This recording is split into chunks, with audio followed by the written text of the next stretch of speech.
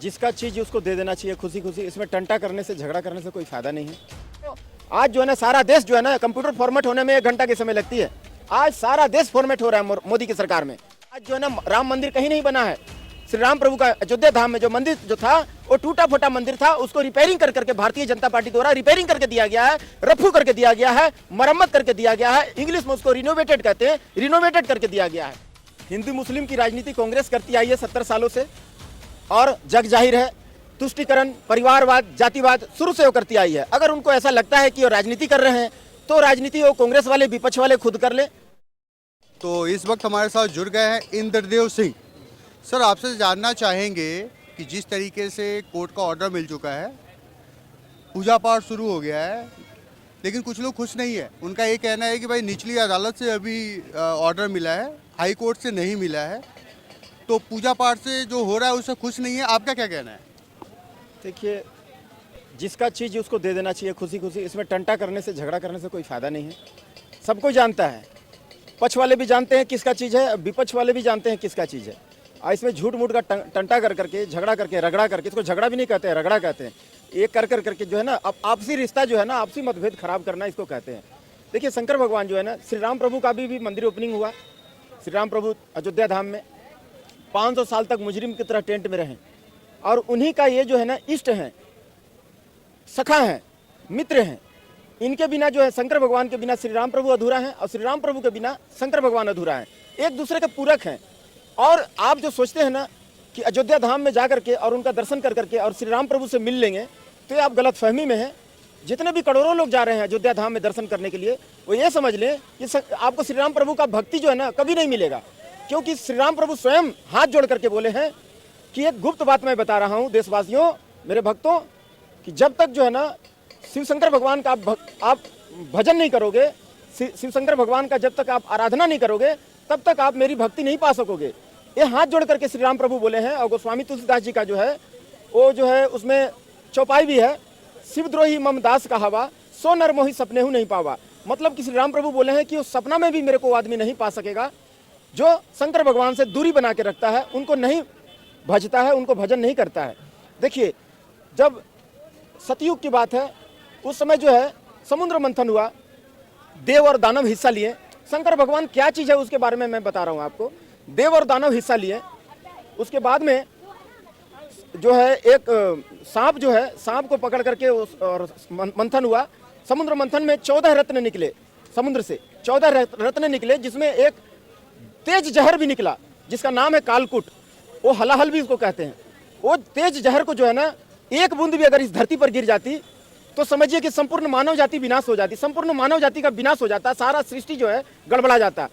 लेकिन उस जहर को कोई भी जो है धारण करने के लिए कोई तैयार नहीं हुआ। विष अमृत पीने के लिए तो सब दौड़ गया, देवता भी दौड़ गए और दानव भी दौड़ गए कि अमृत हम पिएंगे, अमृत हम पिएंगे। ये राहु भी भेष बदल करके, राहु जो राक्षस थे वो भी भेष बदल करके दौड़ गए कि हम अमृत पिएंगे। तो उनको भी जो है ना उनको मार दिया गया, राहु को पहचान लिए गए। लेकिन सब अमृत पीने के लिए तैयार हो गया। लेकिन ये विष को कौन पिएगा? तेज हलाहल जो जहर था उसको जो है ना देवादिदेव महादेव अपना कंठ में धारण कर करके, अपना कंठ में धारण कर लिया, जिसके चक्कर में उनका नाम पड़ा नीलकंठ।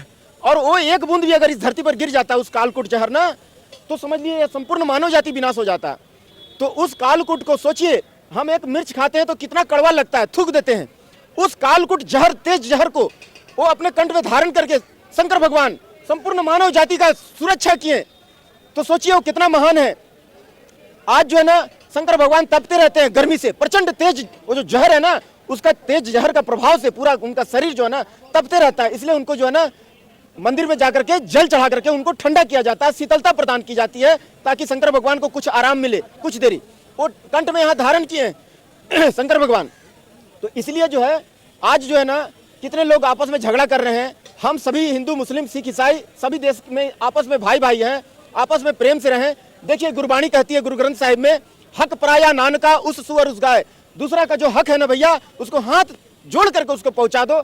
बड़े भाई का कोई संपत्ति है तो बड़ा भाई को दे दो, छोटा भाई का संपत्ति है तो छोटा भाई को दे दो। ले भाई, तेरा इतना रुपया निकल रहा था, पिताजी का विरासत का पैतृक संपत्ति था, इसमें मैं 4 भाई हूँ, चारों भाई का ये हिस्सा हुआ, ले भाई तेरा ये हिस्सा, हाथ जोड़ करके उसको ले जाकर पहुंचा दो। नहीं, अगर नहीं पहुंचाएगा उसका हक मार के खाओगे तो कहीं से न कहीं से निकल जाएगा। एक गुरबाणी कहती है, गुरु ग्रंथ साहिब में दर्ज है, हक पराया नानका उस सुअर उस गाय। दूसरा का हक खाना सुअर और गौ हत्या के समान है, हाँ गौ खाने के समान है। इसको जो है किसी का हक जो है नहीं मारना है, यही मैं कहना चाहूँगा। सर एक चीज़ आपसे ये भी जानना चाहेंगे कि ठीक है, मैं आपको रोक नहीं रहा हूँ, आप बिल्कुल आगे बढ़ सकते हैं, बट एक ये यहाँ पे एक सवाल हो रहा है कि ये जिस तरीके से पहले एक तो राम मंदिर का मुद्दा आ गया, अब एक ज्ञान वापी का मुद्दा आ गया है, अभी ये एक संविधान की बात हो रही है, 3 तलाक भी बंद होने के मुद्दे आ रहे हैं, तो कहीं ना कहीं ऐसा नहीं लग रहा है कि कोई ये पॉलिटिकल बहुत बड़ा एजेंडा है, कि पॉलिटिकल पार्टियों की कोई ये षड्यंत्र है कि आम आदमी को इसी में दबा के रखे, इसी में फंसा के रखे, मतलब विकास की कोई बात ना की जाए, सिर्फ हिंदू मुस्लिम में लोग लड़ते रहे, ऐसा इसके बारे में आपका क्या कहना है? हिंदू मुस्लिम की राजनीति कांग्रेस करती आई है 70 सालों से, और जग जाहिर है तुष्टिकरण, परिवारवाद, जातिवाद शुरू से वो करती आई है। अगर उनको ऐसा लगता है कि वो राजनीति कर रहे हैं तो राजनीति वो कांग्रेस वाले, विपक्ष वाले खुद कर ले, खुद जाएं और खुद राजनीति कर लें। अभी तो श्री कृष्ण भगवान का जन्म स्थान है, वो भी पेंडिंग पड़ा हुआ है। और आपको ननकाना साहिब जो है, इन 1947 में जब हमारा देश आज़ाद हुआ, उस समय असल में जो है ना भारत देश का बंटवारा नहीं हुआ था, पंजाब का बंटवारा हुआ था। 80% पंजाब जो है पाकिस्तान को दे दिया गया, और उसके बाद 20% पंजाब जो है हिंदुस्तान में रहा। और अब कैलाश मानसरोवर जो है वो सेकंड प्राइम मिनिस्टर हमारे जो खेल खेल में जो है चाइना को दे दिए, तो उसको भी आप ले आइए, आप राजनीति कर लिए धर्म का, आपको कौन मना कर रहा है? ये असल में जो है ना विरासत जो है, पुराना विरासत जो है वो जो है ना अब मांगने लगे हैं। लोगों को आंख खुल गया है, जिसका जो चीज़ है वो तो मांगेगा ही भैया।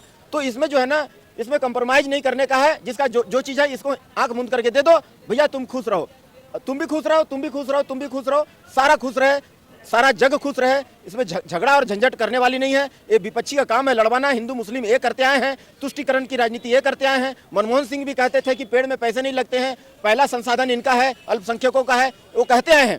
तो तुष्टिकरण की राजनीति ये करते आए हैं और इल्जाम लगा रहे हैं भारतीय जनता पार्टी पर। भारतीय जनता पार्टी साफ सुथरा छवि की एक राजनीतिक पार्टी है, जिसकी तूती बोलती है। देखिए आज जो है ना राम मंदिर कहीं नहीं बना है। श्री राम प्रभु का अयोध्या धाम में जो मंदिर जो था वो टूटा फूटा मंदिर था, उसको रिपेयरिंग कर करके भारतीय जनता पार्टी द्वारा रिपेयरिंग करके दिया गया है, रफू करके दिया गया है, मरम्मत करके दिया गया है। इंग्लिश में उसको रिनोवेटेड कहते हैं, रिनोवेटेड करके दिया गया है। कहीं नया राम मंदिर नहीं बना है। ये जो है भ्रम फैला रहे हैं विपक्षी वाले, इसको देशवासी जान ले। पूर्ण रूप से हिंदू राष्ट्र का निर्माण हो रहा है और मंत्रियों के घर पे सीबीआई के रेड पड़ रहे हैं, उससे तो जग जाहिर यही साबित हो रहा है कि मतलब आने वाली सरकार बीजेपी की ही है। देखिए रेड पड़ रही है, मैं तो पहले कह दिया ना, जो चोरी करेगा वो नहीं बच पाएगा। कानून का हाथ बहुत लंबा होता है, चोरी कर करके कहाँ तक बच करके जाओगे?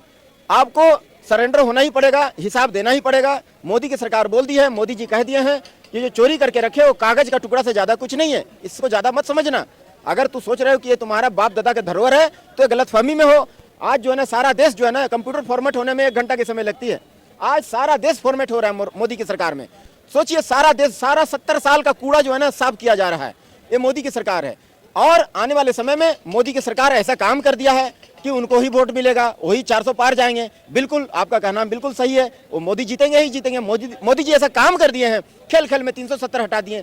कश्मीर में पत्थरबाजी होती थी, हमारे हिंदुस्तानी फौजों का, हिंदुस्तानी भाइयों का मार करके सिर फोड़ दिया जाता था। आज मोदी की सरकार में वो बंद है। कहाँ पत्थरबाजी हो रही है, कहाँ टुकड़े टुकड़े गैंग का आवाज कहीं से आता है तो मेरे को बता दीजिए। तो मोदी की सरकार अगर साफ सुथरा काम कर रही है तो हर एक जनता उनसे खुश है। खेल खेल में राम मंदिर जो है पेंडिंग पड़ा हुआ था वो रिपेयरिंग कर करके दे दिए भारतवासियों को, हिंदुस्तानियों को। सब आवाम खुश है, सारा देश राममय हो गया।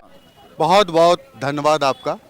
तो ये थे इंद्रदेव सिंह और बता रहे थे ज्ञान वापी मंदिर को लेके हमारी ये लगातार कवरेज आप देख रहे हैं। मैं हूँ चंदन सिंह, बने रहिए आप हमारे साथ में।